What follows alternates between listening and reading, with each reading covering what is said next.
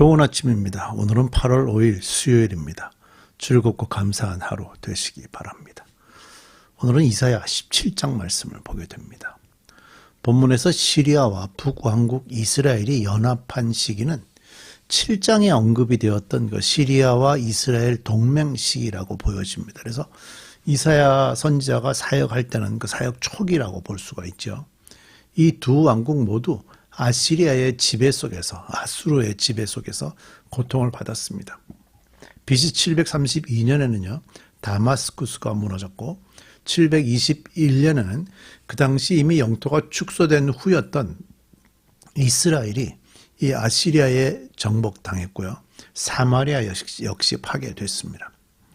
이스라엘이 자신을 창조하신 야훼 하나님을 바라보지 아니하고 자신들이 만든 우상을 바라봄으로 멸망이란 심판이 주어진 거죠. 그 이후에 여호와께서 회복시키실 때에는요, 그 우상을 바라보지 않았고 자신들을 창조하신 야훼 하나님을 바라봄으로 여호와께서 주신 은혜와 복이 회복될 것이라는 예언의 말씀입니다. 자, 오늘 말씀 이사야 17장에는 그날에라는 말을 3번 함으로써 멸망의 날과 회복의 날이 있을 일들을 예언하고 있습니다. 우리 함께 들여다볼까요? 7장 11절입니다. 이것은 다마스쿠스를 두고 하신 엄한 경고의 말씀입니다. 이 다마스쿠스는 다메섹, 이전 성경에서 다메섹이라고 했던 지역입니다. 다마스쿠스는 성읍 축에도 들지 못하고 허물어진 무더기가 될 것이다. 또한 아로엘의 성읍들이 황무지가 될 것이다. 그 성읍들은 양떼의 차지가 되며 양떼가 누워도 그들을 놀라게 할 자가 하나도 없을 것이다. 에브라임은 무방비 상태가 되고 다마스쿠스는 주권을 잃을 것이다. 이스라엘 자손에게서 영광이 사라지듯이 시리아의 남은 백성도 수치를 당할 것이다. 만군의 주님께서 하신 말씀이다. 그날이 오면 야곱의 영화가 시들고 건강하던 몸이 야위일 것이다. 그들은 곡식을 거두고 난 텅 빈 들처럼 될 것이다. 곡식을 거두는 자가 곡식을 다 거두어버린 그 들판, 사람들이 이삭마저 다 줍고 내버린 그 들판, 이삭을 다 줍고 난 르바임 들판처럼 될 것이다. 그들은 열매를 따고 난 올리브 나무처럼 될 것이다. 마치 올리브 나무를 흔들 때에 가장 높은 가지에 있는 2-3개의 열매나 풍성한 나무의 가장 먼 가지에 남은 4-5개의 열매와 같이 될 것이다. 주 이스라엘의 하나님께서 하신 말씀이다. 자, 다마스쿠스에 대한 그 경고에서요, 그 1절에 보면 다마스쿠스는 성읍 축에 들지 못하고 허물어진 무더기가 될 것이다 라고 얘기했고, 2절에 보면 아로엘의 성읍들에 대해서도 얘기했거든요. 이게 무슨 상관관계가 있는가 하면요, 기본적으로 좀 알아야 될 것이 다마스쿠스는 시리아 땅의 수도고요. 아로엘은 원래 모압의 시온 왕이 다스렸어요. 이후에 아로엘은 이스라엘의 루벤 지파에 의해서 요새로 발전하게 되었고요. 다윗이 인구 조사를 할 때 그 시발점이 된 곳이 이제 유다의 땅이었습니다. 그 이후에 이사야 시대에는요, 성경에서 아람이라고 하는 그 시리아의 통치 아래 있다가 예레미야 시절에는 모압의 소유지가 되었습니다. 그러니까 이사야 당시에는 아로엘이 시리아의 최남단 지역이기 때문에 여기 나오는 거예요. 그러니까 그 아로엘이라는 지역이 요새다 보니까 여러 나라들이 서로 공격해서 차지하고, 그러다 보니까 거기는 여러 나라의 다스림을 역사적으로 계속 받게 되었던 그런 땅이었다는 거죠. 그리고 이어서 3절에서 에브라임은 무방비 상태가 되고 다마스쿠스는 주권을 잃을 것이라고 예언하죠. 이스라엘 자손에게서 영광이 사라지듯이 시리아의 남은 백성도 수치를 당할 것이다 라고 한 것을 보면요, 에브라임은 북이스라엘, 또 다마스쿠스는 시리아의 중심지로서 두 나라가 다 멸망할 것을 이사야 선지자가 지금 예언하고 있다라고 볼 수 있어요. 멸망 이후에는 아주 적은 사람들만 남게 될 거라고 하죠. 그리고 이제 5절과 6절은요, 이들이 모두 아시리아의 공격으로 멸망되는 과정에 속국의 백성들을 재빨리 포로로 잡아가거나 분산시키는 아시리아의 정책을 이제 보여주고 있습니다. 자, 7절입니다.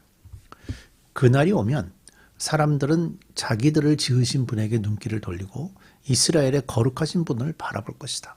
자기들의 손으로 만든 제단은 거들떠 보지도 않고 자기들의 손가락으로 만든 아세라 상들과 태양 신상은 생각도 하지 않을 것이다. 그날이 오면 원래 이 사람들이 이제 멸망을 받는 이유가 뭐죠? 우상에게 마음을 쏟았기 때문에 멸망을 받는데 이제는 거룩하신 하나님을 바라보면서 우상들은 생각지도 않는다는 거예요. 그날이 오면 그 견고한 성읍들이 폐허가 될 것이다. 만일 이스라엘 자손 앞에서 도망친 히위족과 아모리족의 성읍들처럼 황폐하게 될 것이다. 이스라엘아, 내가 하나님 너의 구원자를 잊어버리고 내가 피할 견고한 반석을 기억하지 않고 이방신을 섬기려고 이방의 묘목으로 신성한 동산을 만들었구나. 나무를 심는 그 날로 내가 울타리를 두르고 그 다음날 아침에 내가 심은 씨에서 싹이 났다 하여도 내가 그것을 거두어 드릴 무릎에는 흉작이 되어 너의 슬픔이 클 것이다. 여기서 7, 8절은요, 단순하게 좀 의미만 볼 것이 아니라 좀 히브리어를 안다면 좀 이해를 하는데 좀 도움이 돼요. 요즘에 뭐 랩 한다고 그러잖아요. 요새는 랩이라는 것과 멜로디가 있는 노래가 섞여 있죠.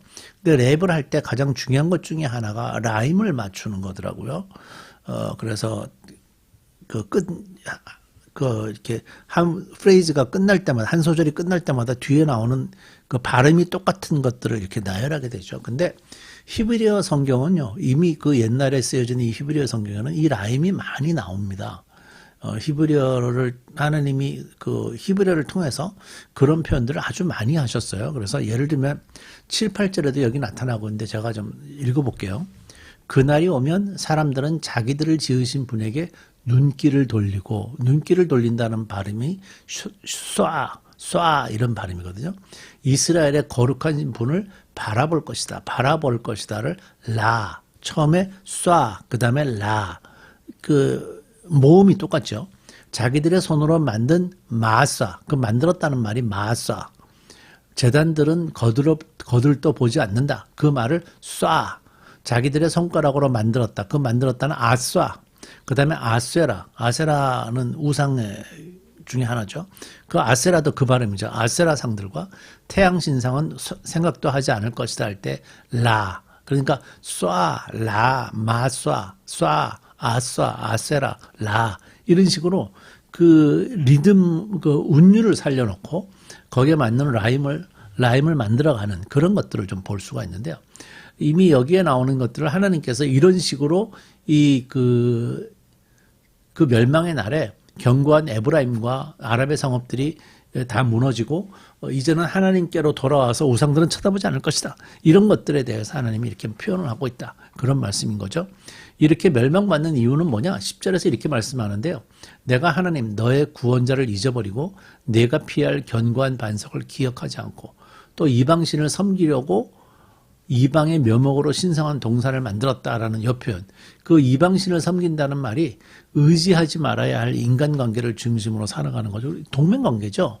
그렇게 해서 유대 백성들이 동맹관계에 들어갔기 때문에 하나님께서 이방의 묘목으로, 이방 우상들을 섬기는 이방의 묘목으로 신성한 동산에 갖다 심었다. 이렇게 표현하는 거예요. 멸망받으면서 하나님의 얼굴을 뵙는다는 건 정말 무섭고 두려운 일이죠. 멸망받기 전에 평안할 때 하나님을 잘 섬기는 게 얼마나 중요한 일인지 모릅니다. 12절 가련하다 저 많은 민족의 요란한 소리가 마치 바다에 파도 치는 소리처럼 요란하고 많은 백성들이 몰려오는 소리가 마치 거대한 물결이 밀려오는 소리 같구나. 비록 많은 백성이 거대한 물결이 밀려오는 것 같이 소리를 내어도 주님께서 그들을 꾸짖으시리니 그들이 멀리 도망칠 것이다. 그들은 산에서 바람에 흩어지는 겨와 같고 폭풍 앞에 흩날리는 티끌과 같을 것이다. 그들이 저녁 때에 두려운 일을 당하고 아침이 오기 전에 사라질 것이니 이것이 바로 우리를 노력한 자가 받을 복이고 몫이고 우리를 약탈한 자가 받을 마땅한 값이다. 그 12절을 좀 몇 번 읽어보면요. 뭐 요란한 소리들이 막 들린다고 그러잖아요. 그러니까 얼마나 소란스러운 일들이 일어나고 있는지를 좀 느낄 수 있는데 13절에서 비록 많은 백성이 거대한 물결이 밀려오는 것 같이 소리를 내어도라는 표현을 통해서 멸망하는 민족들이 혼란 속에서 막 도망가고 하나님에게 막 달려드는 그런 모습들을 일부는 달려들고 일부는 무서워서 도망가고 뭐 그랬겠죠. 어찌하여 문나라가 슬렁거리며 어찌하여 민족이 헛된 일을 꿈꾸는가. 어찌하여 세상의 임금들이 전선을 펼치고 어찌하여 통치자들이 음모를 함께 꾸며 주님을 거역하고 주님과 그의 기름 부음 받은 이를 거역하면서 이르기를 이 족쇄를 벗어던지자, 이 사슬을 끊어버리자 하는 거야. 시편 2편에 나오는 표현인데요. 많은 민족들이 자기들의 죄는 모르고 막 달려들고 하나님께 달려들겠다고 그러고 하나님이 벌을 주니까 또 그들이 막 나름대로 그 협작을 해가지고는 뭐 동맹을 이뤄서 이겨보겠다고 그러고 말도 안 되는 일들을 하고 있는 것에 대한 얘기를 지적하는 거죠. 하나님께서 그들에게 하시는 일은 꾸짖으신 것밖에 없어요. 주께서 꾸짖으시니 그들이 멀리 도망하는 것이 산에서 겨가 바람 앞에 흩어짐 같겠고 폭풍한 쾌 떠드는 티끌 같을 거라고 13절에서 말씀하는 거죠.